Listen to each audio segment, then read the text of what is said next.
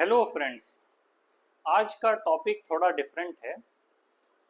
ये जो modern era है जिसमें लगातार भाग दौड़ और आपाधापी वाली ज़िंदगी है, इसमें जो सबसे तेज़ी से बढ़ने वाली चीज़ है वो है stress, anxiety, depression, bipolar disorder, schizophrenia. इन चीज़ों के बारे में बात नहीं होती, लेकिन काफ़ी समय भी लग जाता है लोगों को कई बार ये रिकॉग्नाइज करने में, ये एक्नॉलेज करने में कि हम किसी तरह की डिजीज से प्रभावित हो चुके हैं। ठीक वैसे जैसे लोगों की फिजिकल हेल्थ खराब हो सकती है, ठीक उसी तरह मेंटल हेल्थ भी खराब हो सकती है, लेकिन लोगों ने उसको एक टैबू बना दिया। यहाँ तक कि जो पर्सन किसी तरह की मेंटल हेल्थ से सफ़र करता है वो खुद अपने आप को ये बात समझा पाने में कि वो किसी तरह की डिजीज से सफ़र कर रहा है, उसको खुद के लिए काफ़ी मुश्किल होता है। साथ ही साथ जो लोग उसके आस-पास होते हैं, उसके फैमिली मेंबर्स, वो भी इस बात को समझने में काफ़ी टाइम लगाते हैं। इसके अलावा जो हमारी सोसाइटी है वो भी उसे रिकॉग्नाइज नहीं कर पाती इजीली, जिसकी वजह से प्रॉब्लम होती है। धीरे धीरे जब अवेयरनेस बढ़ेगी तो इस तरह के प्रॉब्लम्स को लोग इजीली डील कर पाएंगे। कहीं ना कहीं लाइफ इस तरह से हेक्टिक हो गई है कि सुबह से शाम तक की भाग दौड़ भरी जिंदगी में हमें खुद को फुर्सत नहीं मिलती कि हम अपने ट्रॉमास को समझ पाएं, अपने ट्रॉमा से हील कर पाएं और उससे आगे बढ़ कर के देख पाएं। इसके साथ ही कुछ ऐसे लोग भी हमारे आसपास कभी कभी गैदर हो जाते हैं जो इस हद तक टॉक्सिक होते हैं कि वो हमारी बीमारी को जानबूझकर ट्रिगर करने का काम करते हैं। इसीलिए आज का ये सेशन इसी बात को लेकर के है कि हम ये समझें कि लाइफ में किन चीज़ों की इम्पोर्टेंस है, साथ ही अपने आसपास ऐसे लोगों को ना आने दें जो आपकी मेंटल हेल्थ को नेगेटिवली इम्पैक्ट करती है। कई बार आप देखेंगे जिनसे आपका कोई भी लेना देना नहीं है वो भी आपको हिट करने की कोशिश करेगा। उसी का एक हिस्सा आजकल ट्रोल कल्चर है कि जिसे आपकी लाइफ के बारे में कुछ भी नहीं पता, उसे कोई जानकारी नहीं है, लेकिन वो भी सोशल मीडिया पर बैठ के ट्रोल कर लेगा। तो बैक टू द पॉइंट, हमारा जो आज का टॉपिक है वो टॉक्सिटी को लेकर के है कि एक्चुअल में टॉक्सिटी क्या है। Toxicity in offices and families. इस टॉपिक को लेने के पीछे का रीजन क्या था, इस पे भी मैं थोड़ा आपको डिटेल देना चाहूंगा। मेन रीजन ये है कि अगर आप 25 इयर्स से ऊपर के पर्सन हैं या हो सकता है 20 इयर्स के ऊपर हैं, ये हो चुके हैं, दोनों ही सिचुएशन में अब आपकी लाइफ में जो सबसे ज़्यादा इम्पॉर्टेंट एस्पेक्ट है वो होगा आपका ऑफिस, दूसरा होगा आपकी फैमिली। अगर हम नॉर्मलाइज करके इस चीज़ को समझने की कोशिश करें कि एक व्यक्ति का सबसे ज़्यादा टाइम कहाँ पर जाता है, तो किसी भी व्यक्ति का टाइम सिर्फ दो जगह पर जाता है। पहला, वो जितने टाइम घर पर रहता है, और घर से ज़्यादा उसका वर्क प्लेस में जा रहा है। अब बात यह है कि लाइफ के सिर्फ यही दो इम्पॉर्टेंट एस्पेक्ट है और ये दो इम्पॉर्टेंट प्लेसेस है जहां पर आप सबसे ज़्यादा समय बिता रहे हैं। ऐसे में इस बात को लेकर के बातचीत होनी चाहिए और आपको ये इंश्योर करना चाहिए कि इन दोनों में से कोई भी प्लेस आपके लिए टॉक्सिक ना हो।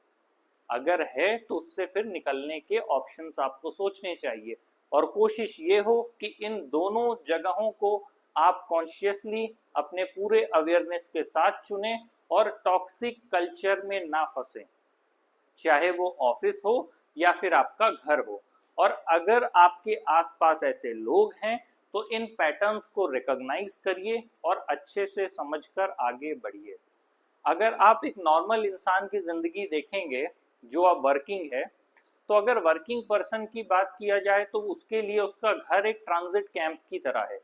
वो रात में तकरीबन 8-9 बजे या शाम के मतलब 6 बजे के बाद ही एक नॉर्मल आदमी अपने घर पे लौटता है, 7 8 9 10 बजे तक। और उतने समय के बाद उसका आधा टाइम तो तैयार होने, खाने पीने और रात को सोने में चला गया। उसके बाद दोबारा सुबह वही प्रोसेस है। कहने का मतलब जो उसके नेचुरल एक्टिविटीज हैं उन कामों को करने के लिए ही वो घर लौटता है।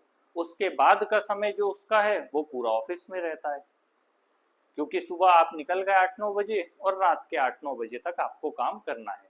ऐसे में तो आपके लिए जो दो प्लेसेस हैं ये टॉक्सिक ना हो, ये ज़्यादा इम्पॉर्टेंट है।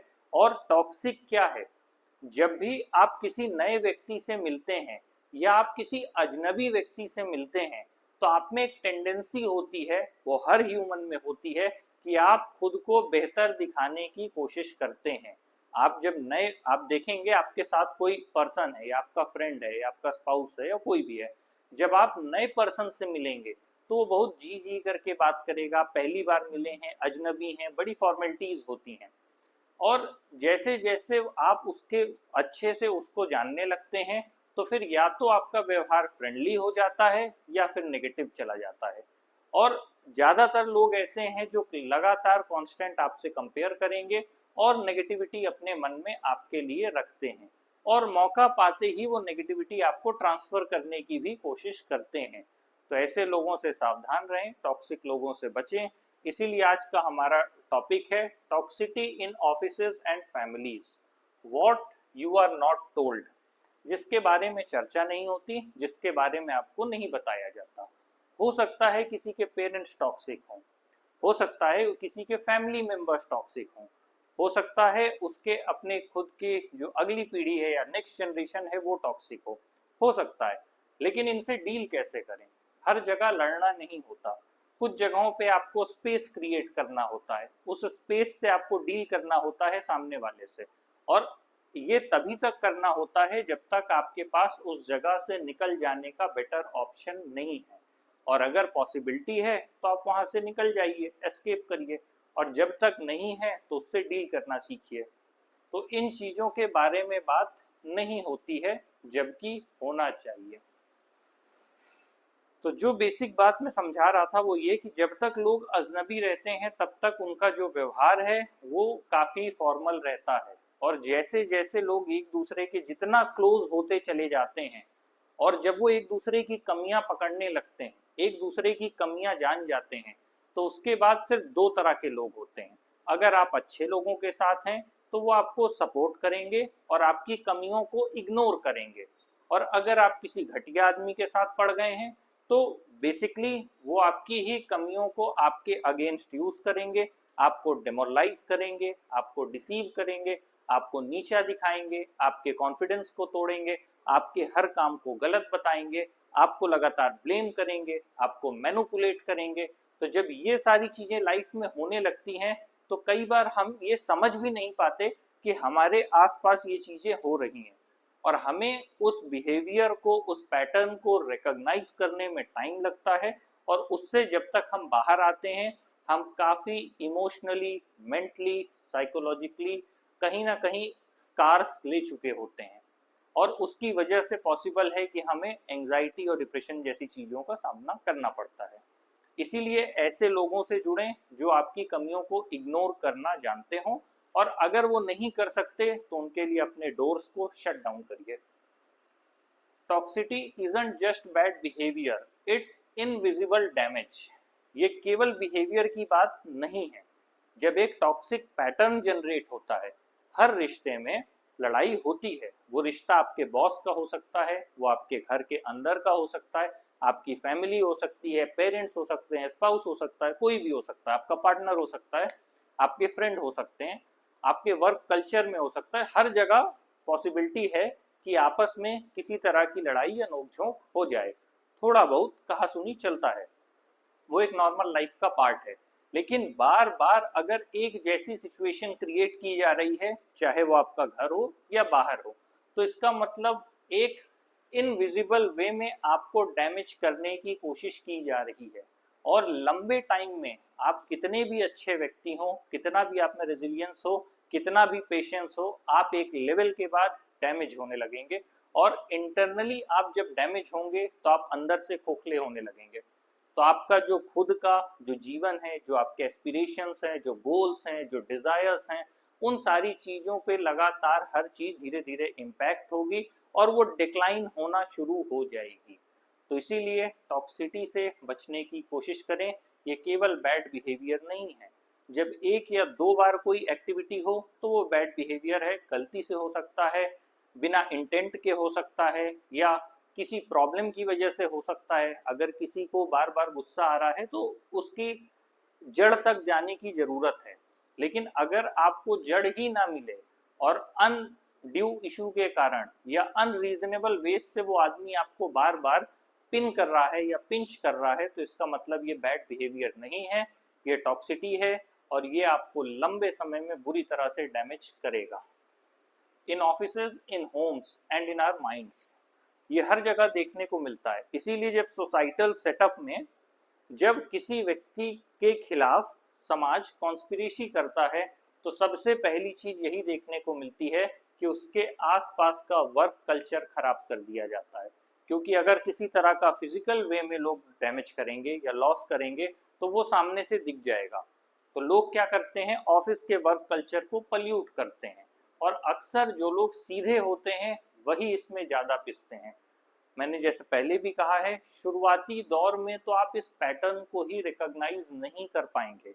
इवन वो आपका पार्टनर हो, इवन वो आपका फ्रेंड हो, इवन वो आपका बिजनेस पार्टनर हो, इवन वो आपका ऑफिस का कलीग हो, कई बार आपके आसपास के लोग अपने किसी इमोशनल डैमेज की वजह से आपको इनविजिबली डैमेज करने की कोशिश करते हैं और टॉक्सिटी को बढ़ाते चले जाते हैं।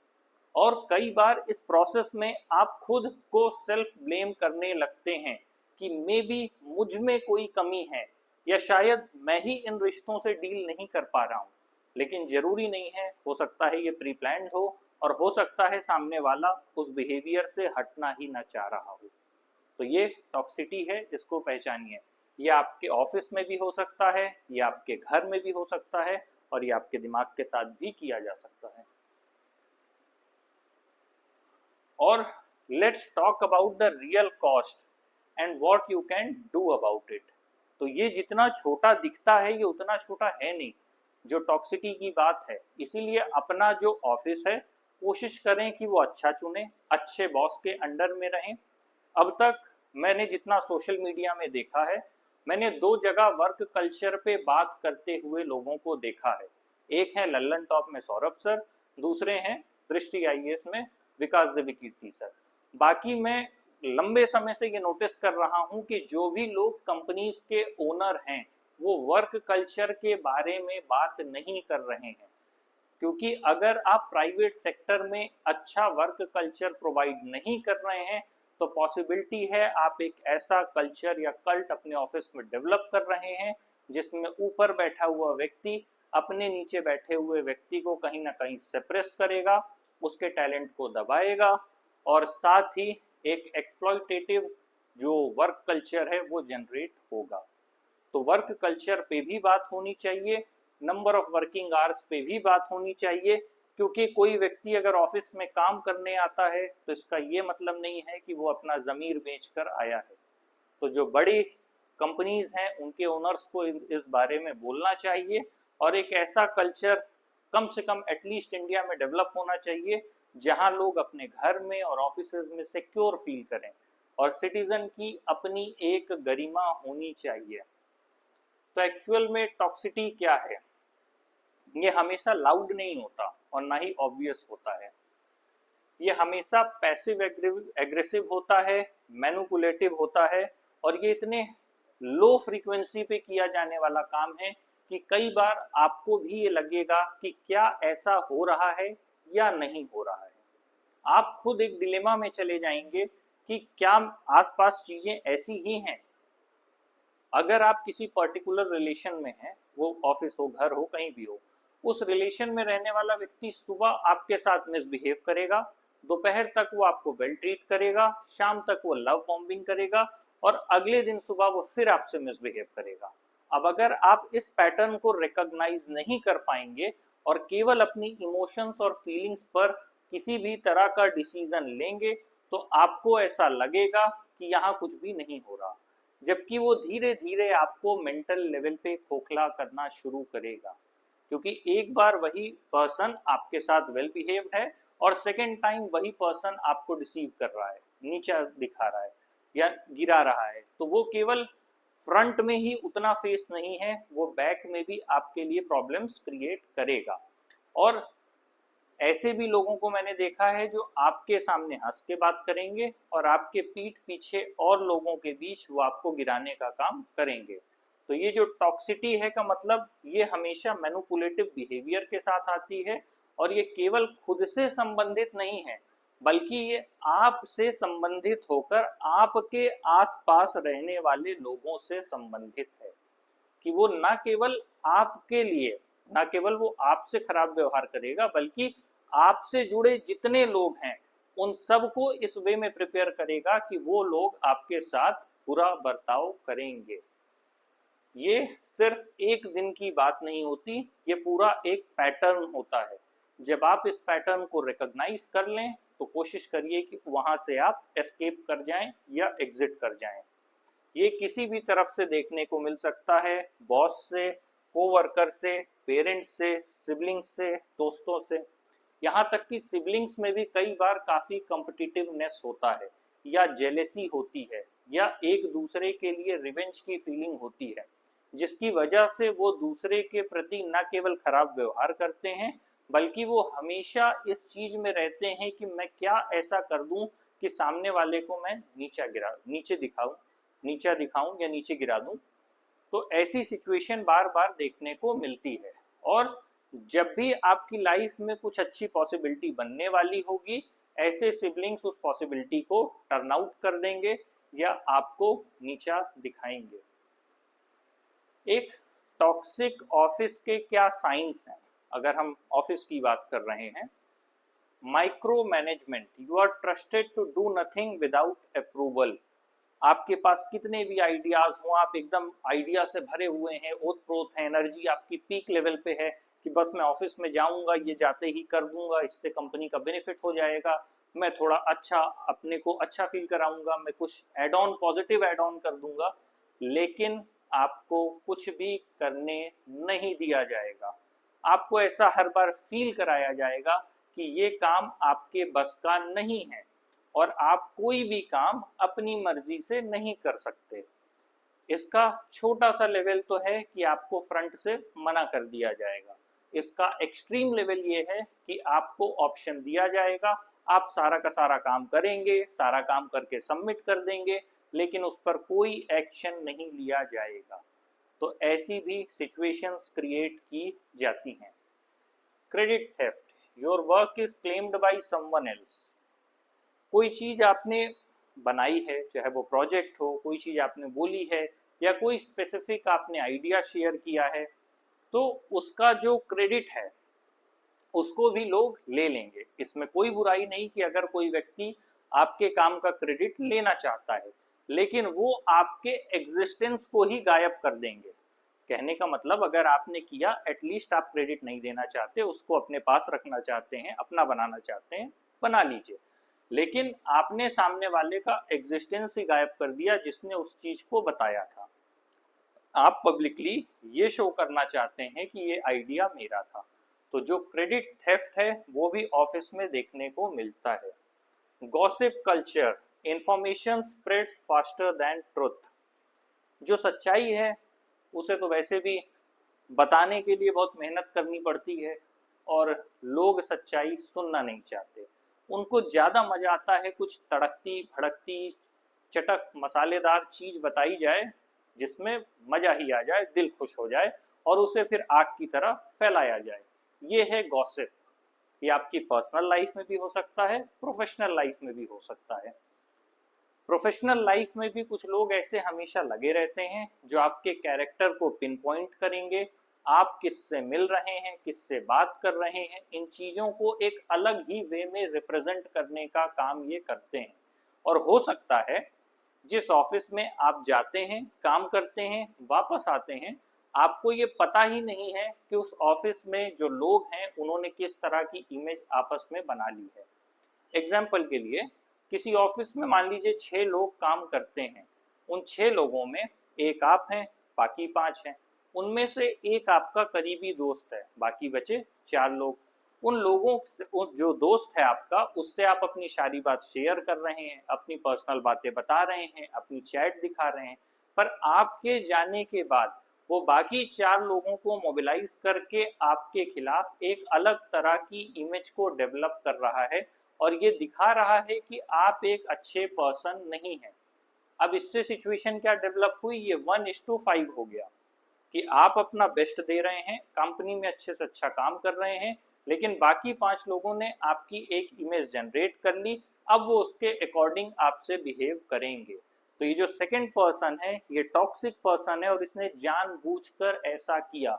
इसने विलिंगली सामने वाले लोगों के मन में जहर डालने का काम किया। तो अब आपको ऐसे पर्सन को रिकॉग्नाइज करना है, पहचानना है और ऐसे लोगों से दूरी बनाना है समय रहते। फेवरेटिज्म, इस पे बस यही कह सकते हैं कि अगर खराब लैंग्वेज इस्तेमाल ना किया जाए तो कुछ लोगों के पास इतनी अच्छी कला होती है अपने शब्दों से, अपने व्यवहार से, अपनी भावनाओं से सामने वालों को खुश करने की, कि वो, उन्हें चमचा कहा जा सकता है, कि वो बॉस को हमेशा खुश करने में लगे रहते हैं और काम बिल्कुल नहीं करते। साथ ही जो काम करता है उसको नेगेटिवली इम्पैक्ट करते हैं और सही होने वाले काम को भी वो टर्न कर देते हैं। No work life balance, you are expected to always be available. जब आपसे किसी तरह का बदला लेना होता है, अभी फिर मैं वही बात कहूंगा, मैंने कहा आजीविका गरिमा के साथ, इस पर बात होना चाहिए, वर्क कल्चर पर बात होना चाहिए और जितने भी प्रबुद्ध और बुद्धिजीवी वर्ग के लोग हैं उन्हें इस बारे में बोलना चाहिए। टॉक्सिक वर्क कल्चर किसी भी तरह से किसी भी नेशन के लिए अच्छा नहीं है। ठीक है, अगर फ्रांस और जर्मनी जैसी कंट्रीज की बात की जाए, वहां पे 30 आवर्स वीक है, लेकिन उनकी कंट्री की सिचुएशन अलग है, हम ऐसा एक्सपेक्ट नहीं कर सकते। तो एटलीस्ट 8 to 10 आवर्स नॉमिनल है वर्क के लिए। हमें वापस नहीं तो उसी जगह लौटना पड़ेगा जब फैक्ट्री अधिनियम आया था वर्क कल्चर को लेकर के, कि भाई 12 घंटे से ज़्यादा काम नहीं होगा, रात में काम नहीं लिया जाएगा। तो एटलीस्ट काम के घंटे फिक्स होने चाहिए, 8 से 10 घंटे, 12 घंटे, जो भी मतलब एक ह्यूमन कैपेबिलिटी में बेस्ट ऑप्टिमम वे में एक ह्यूमन फंक्शन कर सकता है, उतना होना चाहिए। तो ठीक उसी तरह जब लोग आपसे चिढ़ने लगते हैं या आपके प्रति किसी तरह की खुन्नस रखने लगते हैं, मैंने जैसा कि पहले भी कहा कि एक पर्सन की लाइफ 2 ही जगह कटती है, पहला उसके घर में परिवार के साथ, दूसरा उसके ऑफिस में। तो सिर्फ 2 ही जगह इंपॉर्टेंट है, उसका ऑफिस और घर। उसकी ऑफिस पर उसकी आजीविका टिकी हुई है, तो ऐसे में अगर वहां पर टॉक्सिक वर्क प्लेस है, उसकी मेंटल हेल्थ हैम्पर होती है बुरी तरह से, और साथ ही उसकी मजबूरी है कि वो जॉब नहीं छोड़ सकता, तो उसे बार बार काम करने वहीं जाना है, उन्हीं लोगों से डील करना है। मेरा मानना है कि अगर आवाज उठाया जाए तो चीजें सुधरेंगी।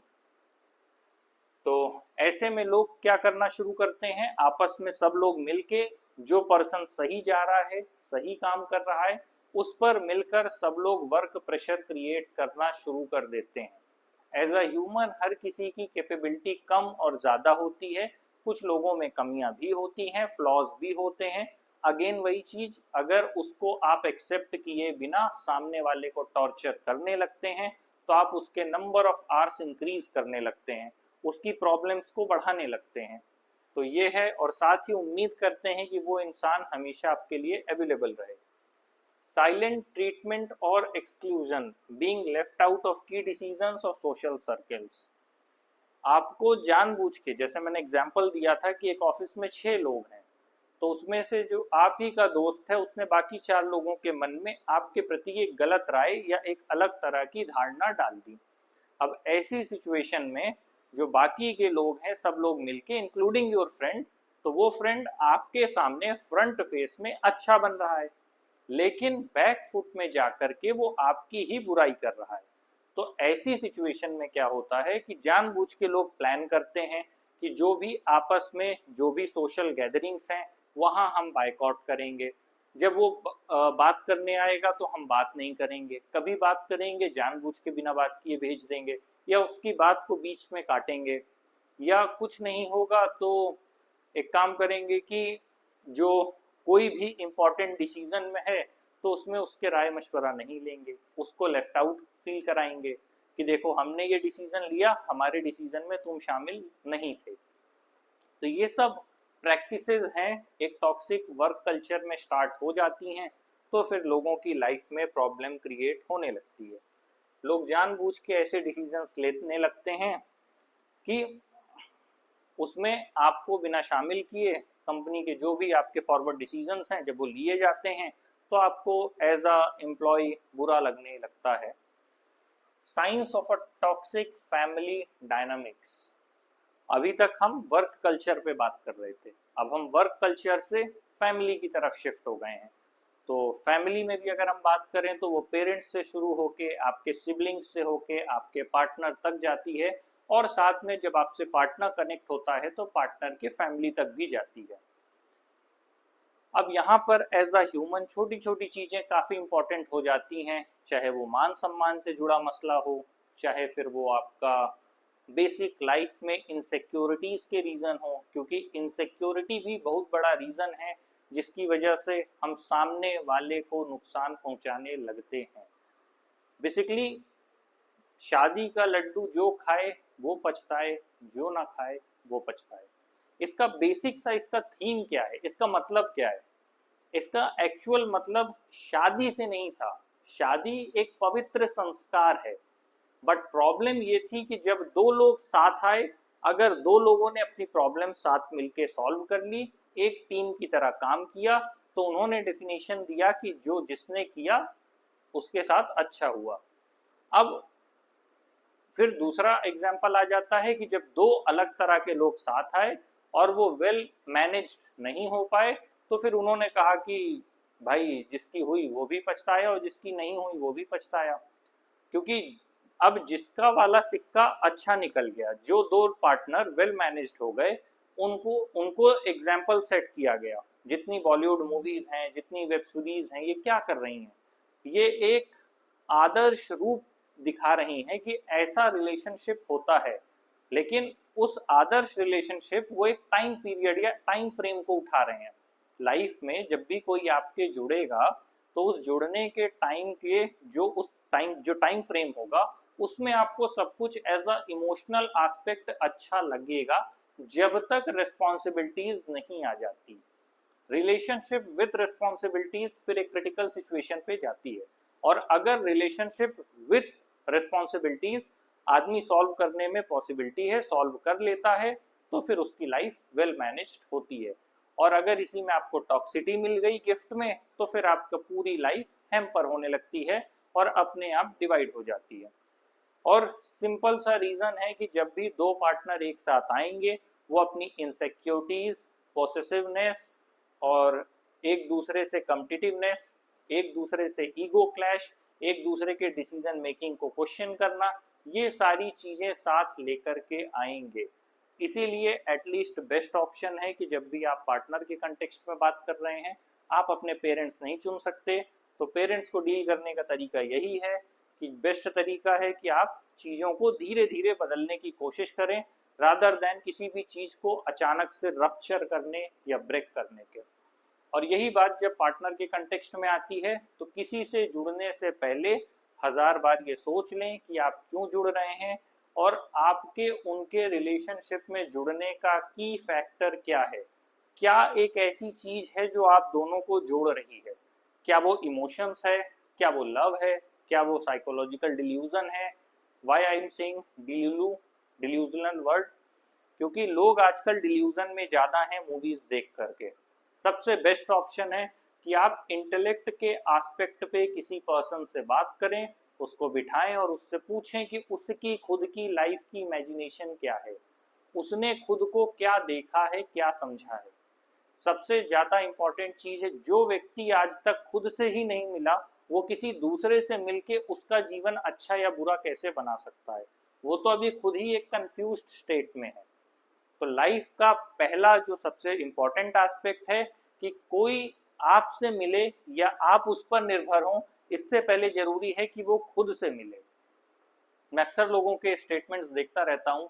आजकल लोगों के स्टेटमेंट हैं कि हम ये करेंगे, ये नहीं करेंगे, जो भी है। उन स्टेटमेंट्स का बेस लाइन क्या है?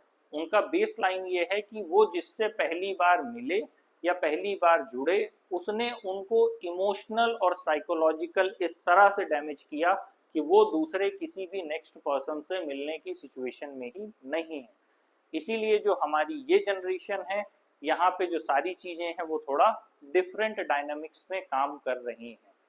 दूसरा सबसे जो मेजर चेंज आया है, अगर 90s के डेकेड से लेके अब तक बात किया जाए, पहले किसी भी रिलेशनशिप में एक एग्जिस्टेंस था, एक ईगो था। अब के रिलेशनशिप में दो एग्जिस्टेंस और दो ईगो हैं। तो इनकी बॉन्डिंग अगर नहीं है तो प्रोबेबली दोनों का कोलैप्स होना पॉसिबल है। अगेन टॉक्सिक फैमिली के डायनामिक्स क्या है? Emotional blackmail. If you loved me you had do this. तो अगेन वही बात आती है कि इमोशनली आपको ब्लैकमेल किया जा सकता है कि बेटा आप ये वाला करियर चूज कर लो, बेटा आप एक काम करो, आप हमारे बच्चे नहीं हो, आप ये नहीं करोगे, ऐसा है वैसा है करके आपको एक स्पेसिफिक करियर में भी डाला जा सकता है और पता चला आप लाइफ टाइम उसी में पिसते रहें। और उसके बाद जब पार्टनर चुनने की बारी आए तो भी फिर समाज है, दुनिया है, हमने तय किया है, हम समझदार हैं, तुम देख लो, दुनियादारी मिला के आपके ऊपर डिसीजन थोपा जा सकता है। तो आपको पहले ये समझना है कि आप कौन सी कैटेगरी में आते हैं। पहला जो डिपेंडेंट है, दूसरे जो इंडिपेंडेंट है। अगर आप डिपेंडेंट हैं किसी और पे और आपके डिसीजंस आपके पेरेंट्स ले रहे हैं, तो फिर आपको अपनी आइडियोलॉजी घुसाने की कोई ज़रूरत नहीं है। अभी आप इतने इंडिपेंडेंट हुए ही नहीं हैं कि अपने डिसीजंस खुद से ले पाएँ। अगर आप उस कैटेगरी के इंसान हैं कि क्लास से पास हो जाते हैं, शादी हो जाती है, बच्चा हो जाता है, तो फिर जीवन आगे बढ़ जाता है। तो अगर आपके जीवन में सब कुछ हो जाता है और सब कुछ आकस्मिक है और हर चीज़ आपके आसपास बैठे लोग तय कर रहे हैं, तो फिर किसी तरह के दिमाग लगाने के या किसी तरह की आइडियोलॉजी में जाने का कोई भी सवाल नहीं बनता है। लेकिन अगर आप इंडिपेंडेंट कैटेगरी में आते हैं और आपको ये पता है कि अपने डिसीजंस कैसे लेने हैं और आपको ये पता है कि करियर चुना जाता है, करियर हम चुनते हैं, हमें करियर नहीं चुनता, दोनों में ये फर्क है। हम अपना पार्टनर खुद चुनते हैं, ना कि ये अपने आप हो जाता है। हम उसके आगे के प्रोसेस में खुद इन्वॉल्व होते हैं, रिस्पॉन्सिबिलिटीज हम विलिंगली लेते हैं, ना कि वो रिस्पॉन्सिबिलिटीज हो जाती है। अगर ये डिफरेंस किसी ने तय कर लिया है तो फिर उसे सोचना चाहिए कि उसका इंटेलेक्चुअल एस्पेक्ट में क्या उसकी रीजनिंग होगी, क्या उसकी सोच है, वो जिसके साथ एड ऑन हो रहा है उसकी लाइफ के क्या एस्पेक्ट्स हैं। और अगले लंबे समय तक, फिर मैंने वही कहा था कि एक जगह ऑफिस है, दूसरी जगह आपकी फैमिली है। अगर आप फैमिली क्रिएट कर रहे हैं तो ऐसे लोगों से बचिए जो टॉक्सिक हैं। टॉक्सिटी कैसे काम करती है मैं उसे थोड़ा वर्ड्स में एक्सप्लेन कर देता हूँ। अगर दो पर्सन है एक्स और वाई, आप दोनों को किसी भी जेंडर में रख सकते हैं, मेल फीमेल, एक्स और वाई में अगर किसी एक में इनसिक्योरिटी है, अब वो इनसिक्योरिटी क्या होगी, धीरे धीरे पोसेसिवनेस में बदलेगी। अब ये पोसेसिवनेस कहाँ जाएगा, ये कंट्रोलिंग फैक्टर में बदलेगा। अब जब सामने वाला कंट्रोल नहीं होगा और अपनी ड्रीम्स को फुलफिल करेगा तो ये दोनों के कोलैप्स कर जाएंगे या दोनों के लड़ने का एक रीजन बन जाएगा। क्यों बनेगा? शुरुआत कहाँ से हुई? इनसिक्योरिटी से। इनसिक्योरिटी से क्या हुआ? पोसेसिवनेस आया। पोसेसिवनेस से क्या आया? कंट्रोलिंग फैक्टर आया। कंट्रोलिंग फैक्टर से क्या आया? जब सामने वाला कंट्रोल नहीं होगा, आपकी बात नहीं मानेगा, अपने ड्रीम्स और एस्पिरेशंस को फुलफिल करेगा, तो आपके मन में क्या आएगा? सामने वाला आपको डिवैल्यू कर रहा है। अब यहाँ से शुरू हो जाती है टॉक्सिटी। इससे पहले तक हर चीज अच्छी थी, लेकिन यहाँ आने के बाद अब शुरू होता है टॉक्सिटी का दौर। अब एक दूसरे को लोग एक्स और वाई साइलेंट ट्रीटमेंट देंगे, एक दूसरे के लिए नेगेटिव थॉट्स रखेंगे। हर आदमी जब छोटा छोटा काम करेगा तो एक्स और वाई एक दूसरे को अपोज करेंगे। अभी एक्स और वाई ने ही डिसीजन किया था आज से 1 या 2 साल पहले कि चलो साथ चलते हैं, लेकिन अपनी ही इनसिक्योरिटी को डील ना कर पाने के कारण अब ये चीज नेगेटिवली फ्लिप हो जाएगी। फिर लोग कहते हैं कि सामने वाला बदल गया या रिलेशनशिप बदल गया। कुछ भी नहीं बदला, आपने बेसिक टेंडेंसीज को चेक ही नहीं किया। और बिना बेसिक टेंडेंसीज को चेक किए आप आगे चले गए। आपका एस्पेक्ट क्या था? अधिकांश लोगों का पार्टनर चुनने में एस्पेक्ट है उसके पास पैसा कितना है, उसकी हाइट कितनी है, उसकी वेट कितना है, उसका कलर कितना है, उसके पास कौन सी गाड़ी है। ये तो लोगों के एस्पेक्ट्स हैं किसी को भी चूज करने के। अगर आप इन एस्पेक्ट से डील कर रहे हैं तो फिर गलत जगह डील कर रहे हैं। और अगर ये है कि चलो नहीं हमें तो यही चीज चाहिए, इसके बदले में अगर एंडलेस सफरिंग हमारी लाइफ का हिस्सा बनती है तो बन जाए। मैं ऐसे बहुत से लोगों को जानता हूं जिन्होंने इन कैरेक्टरिस्टिक्स पे, इन फीचर्स पे अपना आगे का लाइफ पार्टनर चुना और अंत में जो उनकी लाइफ थी, नॉट इन द अंत में, पिछले 5-10 साल में उन्होंने जितना सफ़र कर लिया उतना उन्होंने पैदा होने से लेके अब तक नहीं किया था। अपने घर में 25-30 साल ठीक ठाक रह के आए और यहाँ आने के बाद जो एक एंडलेस सफरिंग का जो प्रोसेस बना, जो एक सीरीज बनी, वो खत्म होने का नाम ही नहीं ले रही। दूसरा एग्जाम्पल है, पहला हमने पोसेसिवनेस का लिया, दूसरा एग्जाम्पल आप ले सकते हैं अननेसेसरी कॉम्पिटिटिवनेस। कि आपको लग रहा है अगर आप एक ही प्लेटफॉर्म, एक ही फील्ड पे खड़े हैं तो सामने वाला आपसे बेटर परफॉर्म कर रहा है या वो आपसे बेटर जा रहा है, तो आप सामने वाले की चीज़ों को सेलिब्रेट करने की बजाय आप ये प्लान बनाने लगते हैं, एक्स और वाई दोनों में से, दोनों जेंडर हो सकता है, वो ये प्लान बनाने लगते हैं कि सामने वाले के पंख कहाँ से कतरना है। तो शुरुआत हो जाएगी पंख कतरने की। अब ये कहाँ से शुरू हुआ? सिर्फ कॉम्पिटिटिवनेस से हुआ। और ये क्यों हुआ? क्योंकि दोनों में ये बॉन्डिंग ही नहीं थी कि हम दोनों एक ही टीम के प्लेयर हैं और एक ही साथ खेल रहे हैं। तीसरा रीजन आपका ईगो क्लैश हो सकता है, छोटी छोटी बातों में आप ईगो रख सकते हैं। तो ये सारी चीजें हैं। तो मेरा यही कहना है कि जो आप चूज नहीं कर सकते उसे छोड़ दें, जो आप चूज कर सकते हैं उसमें ये कोशिश करें कि आप डीप डाउन किसी पर्सन को जानते हो। कोशिश करिए कि आप में फ्रेंडशिप हो, आपने एक अच्छा टाइम स्पेंड किया हो, आपने एक साथ ट्रेवल किया हो, आपने एक प्लेटफॉर्म पे काम किया हो। कोशिश करिए कि अगर आपने साथ में अच्छे से काम किया है साल 6 महीने या एटलीस्ट 1 साल, 1.5 साल, 2 साल, तो आप सामने वाले की फितरत से वाकिफ हैं। और उसके भी अलावा एक जो सबसे इम्पोर्टेंट बात है कि किसी रिलेशनशिप में जब एंटर करिए एज अ फ्रेंड, तो ये देखिए कि क्या उस रिलेशनशिप का एग्जिट डोर ओपन है या क्लोज है। ये बहुत बड़ा एस्पेक्ट है और हमेशा इसे ध्यान रखिए। आप किसी के साथ घुसे तो, लेकिन उसने आपका एग्जिट डोर क्लोज कर दिया कि अब आए हो तो रहोगे मेरे साथ, ये सबसे बड़ा रेड फ्लैग है। आप गए हैं तो आपके पास ये कॉन्शियस डिसीजन लेने की ताकत होनी चाहिए कि अगर मैंने इस पर्सन के साथ किसी चीज को स्टार्ट किया है तो इसे प्रॉपरली, एक प्रॉपर नोट पे, एक वेल मैनर्ड वे में इसको ऑफ करके आगे जाने का ऑप्शन मेरे पास है। ये बहुत बड़ी चीज है, क्योंकि मैं कई लोगों को देखता हूँ कि लोग वेल प्रिपेयर्ड होते हैं या वेल प्लान्ड होते हैं कि सामने वाले के आते ही उसे कैप्चर कर लेना है और उसके जाने के जितने रास्ते हैं बंद कर देना है। तो ऐसे भी लोग होते हैं और वो आपकी लाइफ को सिर्फ टॉक्सिटी ही देंगे, उसके अलावा कुछ भी नहीं देंगे। तो इमोशनल ब्लैकमेल से बचें कि अगर मुझसे प्यार करते हो मेरे लिए ये करो वो करो। प्रेम बहुत उच्च अवस्था है।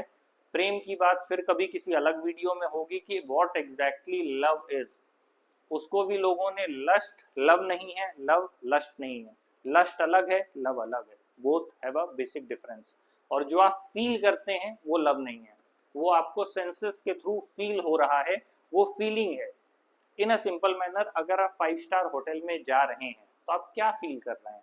वहाँ की क्लास और सोसाइटी अलग कर दीजिए, वो इम्पोर्टेंट है, क्लास और सोसाइटी हमेशा इंपॉर्टेंट होती है, क्लास सोसाइटी को भी आप हटा दीजिए। इन अ सिंपल वे, लोग अगर जाते हैं कुछ समय के लिए किसी मॉल में ही घूम रहे हैं तो थोड़ा डिफरेंट फील करते हैं। वो फीलिंग कहाँ से आ रही है? वो सेंसेस से आ रही है, क्योंकि चारों तरफ लाइट लगी है, थोड़ा अच्छा इन्वायरमेंट है, अच्छे स्प्रेज और परफ्यूम है हर जगह, तो उसको फीलिंग कहते हैं, उसको लव नहीं कहते। अगर आपको एक दिन ये फील हो रहा है मेरा दिन बहुत अच्छा चला गया, और अगर आप लगातार बिजी हैं, एक के बाद एक प्रोजेक्ट कर रहे हैं, तो बहुत ज़्यादा चांसेस हैं कि आपको ये सोचने का टाइम ही नहीं मिलेगा कि आप किस तरह के ट्रॉमा में हैं या किस तरह की लाइफ से डील कर रहे हैं। कुछ मत करिए। अगर किसी भी रीज़न से, जैसे कोविड आया, कोविड ने लोगों को उनका असली चेहरा दिखाया, क्योंकि लोग फ्री हो गए, और काफ़ी समय उन्हें अकेले और काफ़ी समय अपनी फैमिली के साथ बिताने को मिला। आप कुछ मत करिए, अगर आप एक हफ्ते के लिए ऑफ होते हैं तो रियल जो लाइफ है वो आपके फेस पे आएगी। और आज के समय में इंक्लूडिंग मी, मैं ऐसा नहीं कहूँगा कि मैं नहीं हूँ उसमें, हमने सफरिंग से एस्केप करने का एक रास्ता बना लिया है, वो है प्लेजर।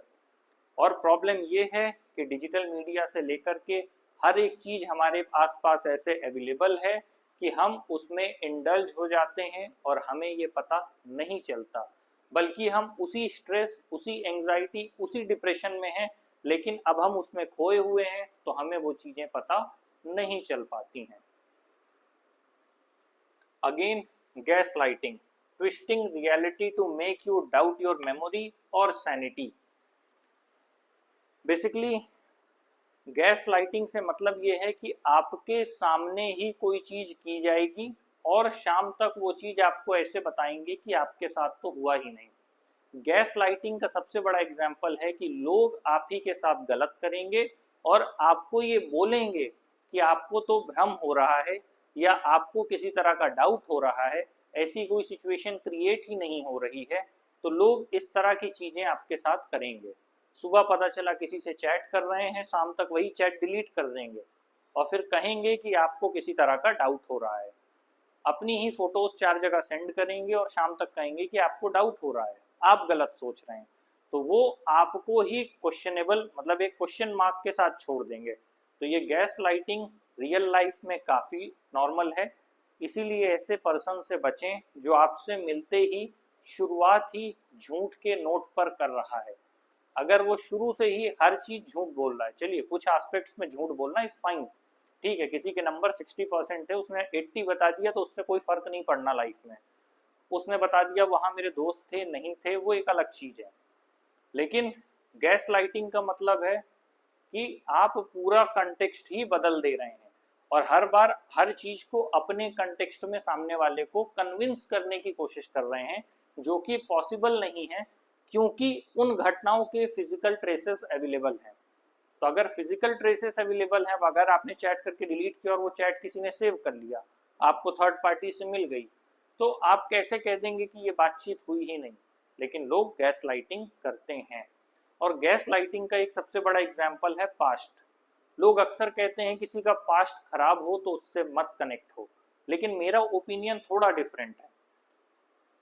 आप अपने जीवन में कभी कभी उस पल को बदलना चाहते हैं जिस पल में आप टूट गए थे, लेकिन जिस पल में आप टूटे थे उसी पल ने आपको बनाया है।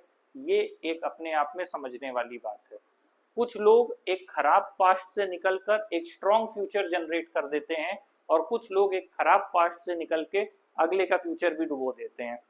तब ये डिपेंड करता है, इतनी समझ आप में होनी चाहिए कि आप किस तरह के व्यक्ति से डील कर रहे हैं। क्या वो खराब पास्ट से एक अच्छा फ्यूचर बनाने की कैपेबिलिटी रखता या रखती है, या वो व्यक्ति खराब पास्ट के साथ अगले का फ्यूचर भी साथ में गोड़ देगा या खराब कर देगा, गुड़ गोबर करेगा बेसिकली। तो ये गैसलाइटिंग है कि अगर आप अपने पास्ट को छुपाने में बहुत ज़्यादा इंटरेस्टेड हैं तो इसका मतलब है कि आप अपने पास्ट को एक्सेप्ट नहीं कर रहे, और जब आप एक्सेप्ट नहीं करेंगे तो आप भविष्य में सुधार भी नहीं करेंगे। अपने पास्ट के एक्सेप्टेंस का मतलब होता है कि अब आप चेंज करने को तैयार हो गए कि ये चीज़ें मेरे पास्ट में हुई, ठीक है, एक्सेप्ट करते हैं, गलती हुई, संयोग हुआ, मैं जानता था या नहीं जानते थे, whatever reasons are there. तो ये एग्जाम्पल है गैस लाइटिंग का। Invalidation, you are too sensitive, that didn't happen, you are imagining things. Gas lighting का ही हिस्सा है इनवैलिडेशन, कि आपको ही बताया जाएगा कि नहीं नहीं ऐसा कुछ नहीं हो रहा, आप चीज़ों को इमेजिन कर रहे हैं शायद अलग एस्पेक्ट में, या फिर ऐसा तो कुछ हुआ ही नहीं था। तो ये गैस लाइटिंग ही है पूरी तरह से। उम्मीद है ये जो मैनिपुलेटिव बिहेवियर है, आप इसे जितना जल्दी समझेंगे। होता ये है कि दो में से एक व्यक्ति जब वो सीधा होता है, वो चाहे लड़का हो या लड़की हो, तो वो सीधा होता है और रिलेशनशिप में एंटर कर जाता है और उसे कोई आइडिया नहीं होता है कि सामने वाला अपने बैगेज में, अपने पिटारे में क्या क्या लेके बैठा है। और जब वो इंटर हो जाता है और उन चीज़ों के बीच फंसता है तो उसे समझ में आता है कि यहाँ की जो एक्चुअल सिचुएशन है वो टोटली डिफरेंट है। तो वही बात है कि फिर तब तक आपको मेंटल, इमोशनल, साइकोलॉजिकल स्कार्स मिल चुके होते हैं और आप अपने हिस्से का लेसन सीख चुके होते हैं। तो बेटर यही है कि ऐसे सेशन देख लें और गलत व्यक्ति के साथ ना जाएं। बाकी अगर आपको कूदना ही होगा गड्ढे में तो कौन रोक पाया है, कूद सकते हैं आप। Parentification, children force to take adult responsibilities. इसको आप अच्छा भी समझ सकते हैं, बुरा भी समझ सकते हैं, लेकिन समय से पहले जिम्मेदारियां दे देना और आपको हमेशा ओवरबर्डन फील कराना। आप कितना भी कर लें लेकिन एक एंड पर आकर के आपको ये बता दिया जाए कि आपने अब तक जितना भी किया है वो पर्याप्त नहीं किया है, तो at the end of the day आप अपने आप को अधूरा महसूस करेंगे कि मैंने इतना कुछ किया लेकिन फिर भी कुछ नहीं हुआ। और जब कंटिन्यूअस वो बातें आपको बताई जाएंगी तो इससे आप मेंटली डिस्टर्ब होंगे।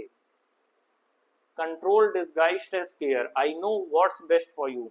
आपको पता है कि सामने वाला जो पर्सन है वो आपको गलत रास्ता दिखा रहा है, और गलत रास्ता दिखाते हुए भी वो आपको क्लेम कर रहा है कि मैं जो तुम्हें बता रहा हूँ वो सही है, तुम गलत डायरेक्शन में जा रहे हो, जबकि आप जा सही डायरेक्शन में रहे थे। लेकिन उस टॉक्सिक पर्सन वो आपको कंफ्यूज कर रहा है और आपको उल्टा गलत डायरेक्शन में भेज रहा है। No respect for privacy, reading your messages, invading your space. ये भी एक बहुत बड़ी चीज है। अगर कोई आपको पर्सनल स्पेस देना ही नहीं चाह रहा है और अननेसेसरी आपके ऊपर चढ़ता जा रहा है, तो ये भी आपको पर्सनल लाइफ में दिक्कत करेगा। और कोशिश ये होनी चाहिए कि आप ऐसे पर्सन से ही कनेक्ट हो जिसके पास अपने गोल्स हों, अपने एस्पिरेशंस हों, अपने एम्बिशंस हों, और उसके पास अपना टाइम हो जिसमें वो व्यस्त रहता हो। एटलीस्ट उसके पास दिन के 2-3 घंटे ही हों जो वो अच्छे से वेल मैनर्ड और डिसेंट वे में बिताना चाहता हो। दिन के 10-12 घंटे काम करने के बाद, बिजी रहने के बाद, उसके पास जो टाइम हो वो उसे अच्छे से ही स्पेंड करना चाहता हो, ना कि वो उसको भी खराब करने के मूड में हो। और यही प्रॉब्लम है कि अगर आप फुर्सत इंसान से जुड़ेंगे जिसके पास ढेर सारा टाइम है, तो खाली दिमाग शैतान का घर, वो अपने जीवन तो गुड़गोबर करके बैठा है, आपके जीवन को भी डुबो कर ही दम लेगा। तो इसीलिए सोच समझ के किसी पर्सन को चुनें। तो ये टॉक्सिक फैमिली के डायनामिक्स हैं। अगेन कि इसके क्या इम्पैक्ट आते हैं, ये इस बात पर भी डिपेंड करता है कि आपने कितना समय उस टॉक्सिक रिलेशनशिप में बिता लिया है।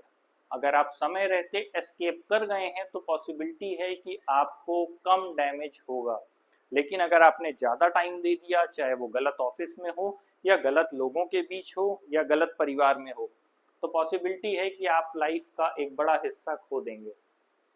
और वैसे भी जब पार्टनर्स की बात आती है तो लोग कहते हैं एक दूसरे से मिलना। एक दूसरे से मिलने को ये नहीं कहते कि आपने हाय हेलो किया, मिल लिया। इंसान की असली पहचान वहां से शुरू होती है जब सामने वाला व्यक्ति अपने गार्ड्स को डाउन कर देता है। इसका क्या मतलब है? इसका मतलब है कि जब आप किसी पर्सन के साथ एक एम्पल अमाउंट ऑफ टाइम बिताते हैं और आपको पता चलता है कि सामने वाले के पर्सन के लो पॉइंट्स क्या हैं, और वो सामने वाला पर्सन वल्नरेबल होने के बाद भी आपके साथ सेफ फील कर रहा है या नहीं कर रहा है, ये इंपॉर्टेंट बात है। जब वो अपनी इनसिक्योरिटीज आपसे शेयर करने में कंफर्टेबल हो जाए, जब उसके गार्ड्स डाउन हो जाएं, जब वो अपनी मिजरी, अपनी सफरिंग्स और अपनी प्रॉब्लम्स आपके साथ शेयर करने लग जाए, तो ये कोई भी प्राइमरी आपका स्टेप होता है किसी भी रिलेशनशिप के बॉन्डिंग का। अगर आप फॉर्मेलिटी के लेवल पे एक दूसरे से मिल रहे हैं तो वो एक अलग चीज है, और अगर सामने वाला गार्ड डाउन नहीं कर रहा है एक स्पेसिफिक टाइम के बाद भी, then it's a major issue. और या तो आप उस इशू को सॉल्व करने की कोशिश करिए या फिर उस पर्सन से दूर हो जाइए, और कोई ऑप्शन नहीं है। क्योंकि अगर वो पर्सन गार्ड डाउन नहीं कर रहा है तो इसका मतलब वो एक्सेप्टेंस ही नहीं दे रहा है आपको, वो आपको वैलिडेशन नहीं दे रहा है।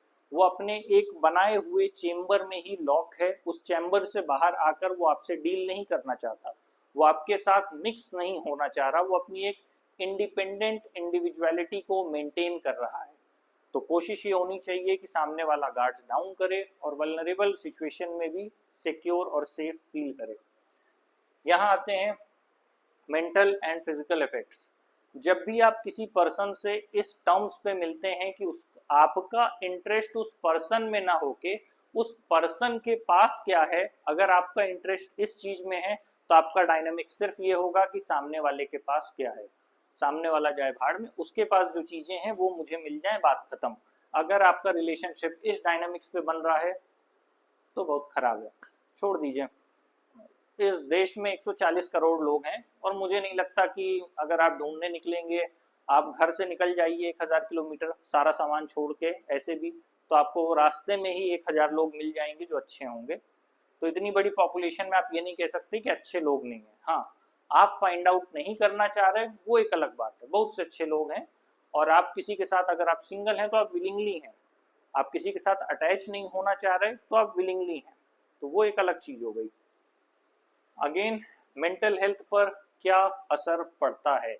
Anxiety, depression, PTSD, post traumatic stress disorder. Anxiety में बहुत से लोगों के हाथ कांपने लगते हैं, आप नोटिस करेंगे वो लिख नहीं पाते, उनके हाथ हिलने लगते हैं बुरी तरह से। हाँ, न्यूरोलॉजिकल कंडीशन अलग होती है, उसको यहाँ से मिक्स मत कर दीजिएगा, मैं एंजाइटी की बात कर रहा हूँ स्पेसिफिकली, वो अलग है न्यूरोलॉजिकल डिसऑर्डर। तो अभी हम सिर्फ एंजाइटी की बात करें। डिप्रेशन, जब आपको ऐसा लगने लगता है कि आपके आसपास की सारी चीजें गिर रही हैं, टूट रही हैं, फॉल डाउन में हैं, आपका मनोबल गिरने लगता है, आपको लगता है अब आप कुछ भी नहीं कर पाएंगे, आपका आत्मविश्वास खत्म होने लग जाता है, तब ये स्थिति को डिप्रेशन कहते हैं। कि आप उठ तो गए हैं, बिस्तर से उठना ही एक चुनौती हो गई है, और आपका वहां से उठ के टॉयलेट बाथरूम तक जाना भी एक चैलेंज लग रहा है, वहां से लौट के आप खाना खा ले रहे हैं तो वो भी एक बहुत बड़ी बात है। तो ये सिचुएशन डिप्रेशन कहलाती है, और इसीलिए कहा जाता है कि अननेसेसरी रिलेशनशिप में मत इंटर करें और थोड़ा अपने आप को सेफ रखें। और अगर टॉक्सिक लोग हैं आपके आसपास जो आपको धक्का दे रहे हैं कि जा भाई तू डिप्रेशन में ही चला जा, तो उनसे हाथ जोड़िए और कहिए भाई थोड़ा दूर रहो, और एक मेंटेन डिस्टेंस करके, एक जो डिस्टेंस है उसे मेंटेन करके चलो, और अपनी बाउंड्रीज को फिर सेट करना शुरू कर दीजिए अगर आपके आसपास खड़ा कोई भी व्यक्ति टॉक्सिक है। अगेन, बिहेवियरल एस्पेक्ट ये है कि आप आइसोलेशन में जाते हैं, क्योंकि आपको लगने लगता है कि आप जिससे भी मिलेंगे वो आपको टॉक्सिटी ही देगा, तो उससे आपकी लाइफ में सिर्फ प्रॉब्लम्स ही होंगी, तो आप अपने आप को अकेला करना शुरू कर देते हैं कि आप हील होने के लिए कुछ समय के लिए अकेले रहना चाहते हैं। Perfectionism, people pleasing, anger issues, क्योंकि जब आप अचानक से किसी रिलेशनशिप से बाहर होते हैं या लोगों से दूर हटते हैं तो आप में एक टेंडेंसी होती है कि कई बार आप इनसिक्योर फील करते हैं, और आप सिक्योर होने के लिए जल्दी से जल्दी किसी से जुड़ना चाहते हैं, और कई बार ये आपको और एक लंबी श्रृंखला में लेकर के चला जाता है। आप एक गलत इंसान से निकले ही थे, दूसरे गलत इंसान से जुड़ गए, तो आपका जो हीलिंग टाइम था वो तो खत्म ही हो गया, और लंबा चला गया आपका डिप्रेशन का फेज। एंगर इश्यूज, बहुत से लोग देखेंगे हल्का सा कुछ बोल दो तो गुस्सा होने लगते हैं, ये उसी टॉक्सिटी का नतीजा है, और कई बार लोग जानबूझ के आपको गुस्सा करते हैं। मैंने कहा ना, डिपेंड करता है कि आपके साथ का पार्टनर कैसा है। मैंने ऐसे लोगों को भी देखा है कि जब वो दरवाजे से घर के अंदर घुसे, घर के पार्टनर ने जानबूझ के उनको गुस्सा दिला दिया, उनको पिंच कर दिया, या फिर उनको इस बात में मजा आ गया कि सामने वाले का बीपी बढ़ गया। तो ऐसे भी लोग सोसाइटी में एग्जिस्ट करते हैं जो जानबूझ के एक दूसरे का बीपी ही बढ़ा रहे हैं, इसी में मजा आ रहा है। तो टॉक्सिक लोग ही हैं, तो संभल के रहिए। और इन मुद्दों पे लोग बात नहीं करते हैं। हमारे समाज में एक चीज है करियर बना लो, दूसरी चीज है शादी कर लो। किससे कर लो ये कॉन्सेप्ट नहीं है, किसी को पकड़ो कर लो। हमारे देश में अनजान लोगों के साथ शादियां हो जा रही हैं, दो लोग मिल रहे हैं, बात कर रहे हैं, शादी कर ले रहे हैं, उसके बाद जो होगा भगवान मालिक है। तो फिर ये सब नहीं होगा तो क्या होगा? बस फर्क इतना है कि मेल और फीमेल में, मेल डोमिनेटेड सोसाइटी है, मेल के पास एसेट्स हैं, तो एक लंबे समय तक साइलेंस में सफर करने के लिए कौन चला गया? विमेन। अब विमेन अपने पढ़ लिख गई तो अपने अधिकारों की आवाज उठा रही हैं, तो कुछ दिन बाद अब पुरुष भी उठाएंगे। अगेन, आपको माइग्रेन होने लगेगा, आपका इम्यून सिस्टम कमजोर होगा, आपकी हेल्थ डिप्लीट होने लगेगी, आप एक्सरसाइज वगैरह नहीं करेंगे, आप mentally, emotionally, psychologically, in terms of biology हर तरह से नीचे जाने लगेंगे इन सब चीज़ों की वजह से। और अभी तो टॉपिक्स बहुत सारे हैं, आज इसे थोड़ा क्लोज करते हैं। फाइनेंशियल इम्पैक्ट होगा कि आपके पास मतलब बहुत अच्छी लाइन है, staying in toxic jobs for money while paying for therapy later. मतलब अगर आप टॉक्सिक जॉब में आज रुक करके पैसा कमाना चाह रहे हैं तो कल वही पैसा आप थेरेपी में लगाएंगे, ये तय बात है। तो इसीलिए टॉक्सिक वर्क कल्चर से अपने आप को बचाएं और टॉक्सिक फैमिली से भी बचें। फैमिली बहुत इंपॉर्टेंट एस्पेक्ट है लाइफ का। वाई पीपल स्टे, लोग उस जगह पर क्यों रुकते हैं? फियर ऑफ कन्फ्रंटेशन, ये बात याद रखिए। मन में डर नहीं होना चाहिए, अगर किसी ने आपके साथ गलत किया है तो उसको पलट के जवाब दीजिए। ये सब बेकार बातें नहीं अच्छी लगती कि ठीक है सामने वाला गलत करता रहे हम अच्छे आदमी, वो सब बेकार की बातें हैं, वो बुक की बातें हैं, बुक में छोड़ के आइए। सामने वाले ने आपके साथ गलत किया है उसको कन्फ्रंट करिए और उसको वहीं पर जवाब देकर भी आइए, डरिए मत। क्योंकि जो इंसान आपके साथ गलत कर रहा है इसका मतलब अब वो इंसान आपके साथ सही नहीं करेगा और सही होते हुए भी नहीं देखना चाहेगा, ये बात याद रखिए। क्योंकि अगर जो इंसान कह रहा है कि हम तुम्हारे साथ रिश्ते में हैं लेकिन हम तुम्हारे साथ गलत भी कर रहे हैं, तो इसका मतलब उसने रिश्ता वहीं खत्म कर दिया, रिश्ते के दरवाजे बंद हो गए। अब इसके बाद उसको कन्फ्रंट करिए कि तुमने ये चीज की कैसे मेरे साथ, और अगर किया है तो इसका जवाब अब तुम दोगे मुझे। तो फियर ऑफ कन्फ्रंटेशन नहीं होना चाहिए, वो आपके फैमिली मेंबर हो। अगेन मैं कहूंगा हर किसी से लड़ना नहीं है, लेकिन जो व्यक्ति गलत कर रहा है उसे पिन पॉइंट पे रखिए, नजर पर रखिए, समय आने पर सही से जवाब दीजिए। फाइनेंशियल डिपेंडेंस, ऑब्वियस सी बात है, वो चाहे आपकी वर्क हो स्पेस हो या आपकी फैमिली हो, अगर आप किसी पर आश्रित हैं पैसे के लिए तो आप अपने लिए क्या ही आवाज़ उठाएंगे। तो इसीलिए सबसे ज़रूरी चीज़ है कि चाहे आप पार्टनर भी चुन रहे हैं, अपने एसेट्स आप खुद बनाइए और कोशिश करिए ऐसे पार्टनर को ढूंढने की जिसने अपने एसेट्स खुद बनाए हों, फैमिली से ना लिए हों, ये मेजर इशू है। अपने एसेट्स आप बनाइए और उसने अपने एसेट्स खुद बनाए हों, दोनों लोग मिलके प्रॉपर प्लान करिए कि आप अपनी लाइफ को किस तरह से स्ट्रक्चर्ड वे में चाहते हैं, आप फ्यूचर में क्या देख रहे हैं, आपके गोल्स, आपके ड्रीम्स, आपके एस्पिरेशंस क्या हैं, फ्यूचर की रिस्पॉन्सिबिलिटीज से आप कैसे टैकल करेंगे। जैसे अगर मैं अपनी बात करूं, एज अ मैन मुझे एक चीज़ पता है कि जो भी मेरी लाइफ लॉन्ग की अर्निंग होगी उसका 10% ही मेरे ऊपर खर्च होगा, बाकी 90% मेरी फैमिली पे ही जाएगा। और मुझे ये लगता है कि इस देश के जितने भी पुरुष हैं या जो भी लड़की इसे देख रही है, जो भी उनके पिता हैं, अपने आप से पूछिए कि आपके फादर ने सारा पैसा कहाँ खर्च किया। मुश्किल से जितना भी उन्होंने अपनी लाइफ में कमाया उसका 10% सिर्फ अपने ऊपर खर्च किया होगा, कपड़े पे, अपने शौक पे, अपनी गाड़ी पे। बाकी 90% उन्होंने अपनी वाइफ पे, अपने बच्चों पे, उनके करियर पे, उनके एजुकेशन पे, उनके इंश्योरेंस पे, घर खरीदने पे। तो मेरा ये मानना है कि मेल मेंबर अगर वो ठीक ठाक मेल है जिसका सेल्फ रिस्पेक्ट है तो वो अपने होल लाइफ की इनकम का 10% से ज़्यादा अपने ऊपर नहीं खर्च करता, वो अपनी फैमिली पे ही खर्च करता है। इसीलिए अपनी फैमिली सोच समझ कर बनाएं। आज प्रेजेंट टाइम में लॉज भी मेन को फेवर नहीं कर रहे, तो जब तक आप किसी को अपनी लाइफ में पार्टनर बनाकर इंटर नहीं होने देते तब तक आप नेगोशिएशन करिए। मेरी बात को सही से समझिए, जब तक आप किसी को एज अ पार्टनर नहीं चुन लेते तब तक आप हर एस्पेक्ट को नेगोशिएट करिए। और जिस समय आप किसी को एज अ पार्टनर चुन लेते हैं तो फिर आपका ये कॉन्शियस डिसीजन है, तो मरते दम तक फिर उस पर्सन को सपोर्ट करिए। भाई डिसीजन आप ही ने लिया ना, कॉन्शियस होकर डिसीजन आपने लिया पूरी अवेयरनेस के साथ। तो या तो किसी पर्सन को अपने में इंक्लूड मत करिए, और जब इंक्लूड कर लीजिए तो फिर आप मरते दम तक उसकी रिस्पॉन्सिबिलिटी पूरी तरह से निभाइए। बस यही एक एज अ मैन लाइफ की कंडीशंस ऐसी ही होती हैं। तो अपना फाइनेंशियल डिपेंडेंस किसी पर ना रखें, ठीक है। कोशिश करिए कि सामने वाले के पास भी अपने एसेट्स हों, आपको उस एसेट्स को लेना नहीं है, नॉट अ सिंगल पेनी, आपको किसी के 1 रुपए के सिक्के को नहीं देखना है। लेकिन आपके पास अपने एसेट्स हैं, लेकिन आप ऐसे पर्सन को चूज करिए जिसके पास सामने से भी अपने एसेट्स हों।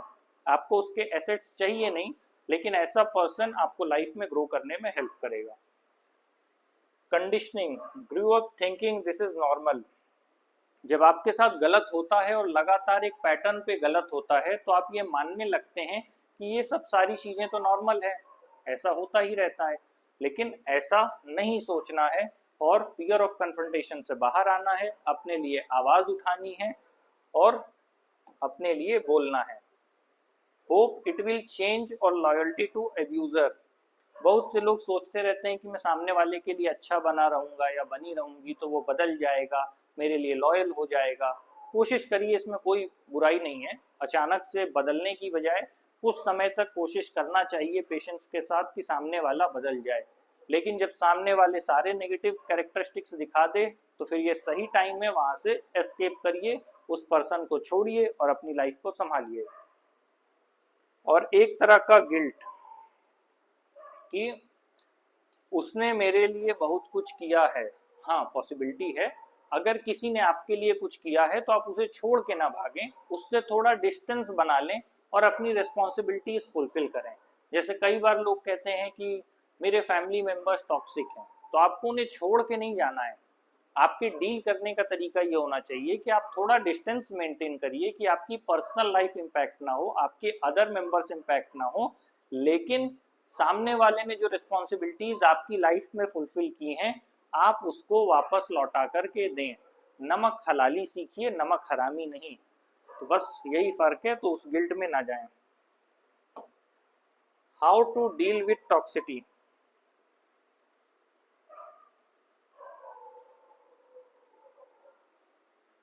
हर इंसिडेंट का एक रिकॉर्ड रखें। मतलब अब ऐसा नहीं है कि अपने घर में सबकी आवाज रिकॉर्ड करना आप शुरू कर दें और कहने लग जाएं कि कल 2 दिन पहले पापा आपने मुझे डांटा था, अब मैं आपको आवाज सुना रहा हूँ। ऐसा नहीं है।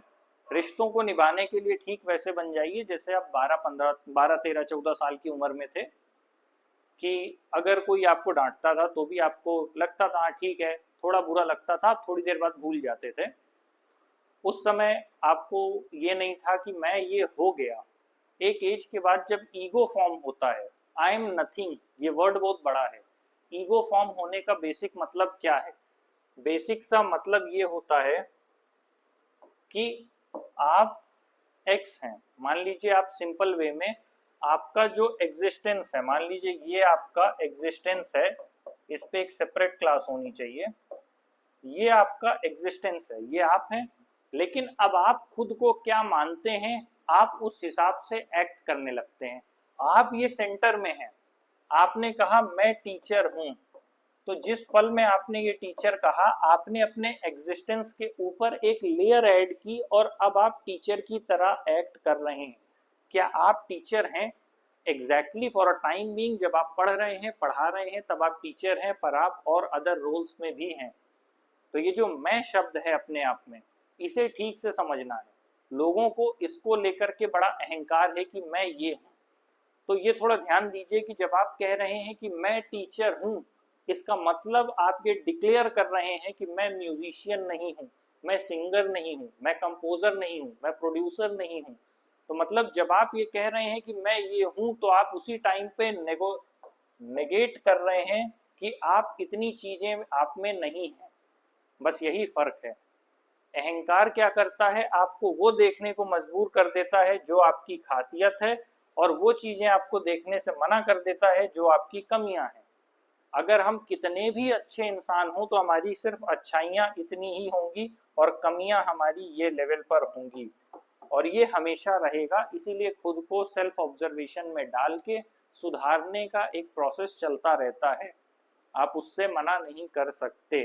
तो जब भी आप कहें कि मैं ये हूं, तो याद रखिए कि मैं ये नहीं हूं। दूसरी एस्पेक्ट को भी थोड़ा समझिएगा। खैर, ये ईगो का एस्पेक्ट था, इस पे फिर कभी जाएंगे। अगेन, एचआर को एनोनिमस मैसेज करते रहिए, अपने अधिकारों को जानिए, उम्मीद करिए, और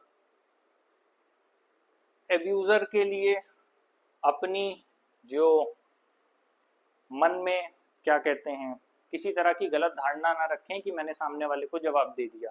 सामने वाला उस जवाब को डिजर्व करता है। अगेन, अगर मैं पूरे सेशन को समअप करूं तो फिर मैं वही कहूँगा, लाइफ में 2 जगहें होती हैं, उन 2 जगहों को अच्छे से चुनने की कोशिश करें। एक आपका वर्क प्लेस है, दूसरा आपका रिलेशनशिप है, और दोनों ही जगहों पर टॉक्सिटी को एक्सेप्ट ना करें। अगर आप एक बार एक्सेप्ट करते हैं तो पॉसिबिलिटी है कि आप एक लूप में फंस जाएंगे। आपके साथ जॉब को फिर भी चेंज करने या छोड़ने का ऑप्शन है। रिलेशनशिप में ना तो आप एग्जिट डोर है, ना आप वहां से निकल पाएंगे। एक बार होने के बाद या आप मरते दम तक उसको या तो साथ लेके जाएंगे या वो रिलेशनशिप ही आपको मरने की हालत तक पहुंचा देगा। तो इसीलिए जब भी इन दोनों एस्पेक्ट में जब भी कुछ भी चूज करें तो प्रॉपरली इस बात को सोचें, कॉन्शियस डिसीजन लें, अवेयर हों, सारे फैक्ट्स को चेक करें। और फिर मैं वही कहूँगा, अपने पार्टनर से पहले मिलें, फ्रेंडशिप करें, एक दूसरे को समझें। जब तक आप डीपली किसी को नहीं जानते हैं किसी तरह की राय ना बनाएं। अब मान लीजिए ये एक्स पर्सन है, मैं इस एक्स पर्सन से अगर कभी नहीं मिला, मैंने इसकी फोटो देखी है, इंस्टाग्राम आईडी देखी है, यूट्यूब अकाउंट्स देखे हैं, लेकिन जितनी भी चीज़ें हैं वो सब मीडिया से जुड़ी हैं। और मीडिया अपने आप में एक फेक नैरेटिव सेट करता है। मैं इंडियन मीडिया की बात नहीं कर रहा, पत्रकारिता वो अलग लेवल है, मैं उसकी बात नहीं कर रहा। Media in the terms of जितने भी इंडिविजुअल लोग उस नैरेटिव को सेट करते हैं, वो एक सर्टेन सिचुएशन को डिपिक्ट करते हैं, वो 100% रियलिटी को शो नहीं करता। तो जब तक मैं एक्स पर्सन से मिला नहीं हूँ, जब तक मैं आमने सामने बैठ के बात नहीं कर लेता, तो अगर कोई मुझे एक्स पर्सन के बारे में 100 गलत बात भी बोले तो भी मुझे फर्क नहीं पड़ता, और एक्स पर्सन के बारे में 100 अच्छी बात बोले तो भी मुझे फर्क नहीं पड़ता, क्योंकि दोनों ही एक तरह का अपने आप में एक इमेजिनेशन है। आपके पास एक इंफॉर्मेशन आ रही है, इस एक्स पर्सन के बारे में आपके पास एक इंफॉर्मेशन आई, उस इंफॉर्मेशन के बेसिस पे आप थॉट जनरेट कर रहे हैं, उस थॉट के बेसिस पे आप परसेप्शन बना रहे हैं, उस परसेप्शन के बेसिस पे आप रियलिटी से दूर हो जा रहे हैं। तो अगेन मैं वही कहूँगा, रियलिटी से दूर होने से पहले किसी चीज़ को सही से समझें, परखें, जानें, उसके बाद अपने डिसीजंस लें। और इस सेशन के एंड में बस इतना ही कहूँगा कि जब भी कोई डिसीजन लें, हर एस्पेक्ट को पहले ढंग से समझ लें, उसके बाद डिसीजन लें। और टॉक्सिक लोगों से दूर रहें, अपने दरवाजे बंद रखें। एक बार जिसे ब्लॉक कर दिया है उसे अनब्लॉक ना करें, उसे परमानेंट लाइफ से बाहर करें, क्योंकि ऐसे टॉक्सिक लोग आपको वापस से उसी लूप में फंसा देंगे। तो बेटर ऑप्शन है, जिन लोगों के लिए आपने दरवाजे क्लोज कर दिए हैं उन्हें छोड़ दें। 140 करोड़ की आबादी है, नए लोगों से मिलना शुरू करें और टॉक्सिक लोगों को वापस अपनी लाइफ में प्लेस ना दें। टॉक्सिक लोगों को कन्फ्रंट करना सीखें और ऐसे लोगों से एक उचित दूरी बनाकर रखें। इनका सिर्फ एक ही रास्ता है, डिस्टेंस। जब तक आप दूर हैं ये आपको कंट्रोल नहीं कर पाएंगे, जैसे ही ये आपके पास आएंगे ये आपको एब्यूजिव वे में कंट्रोल करेंगे। तो यहीं पे ये सेशन क्लोज होता है। Thank you very much.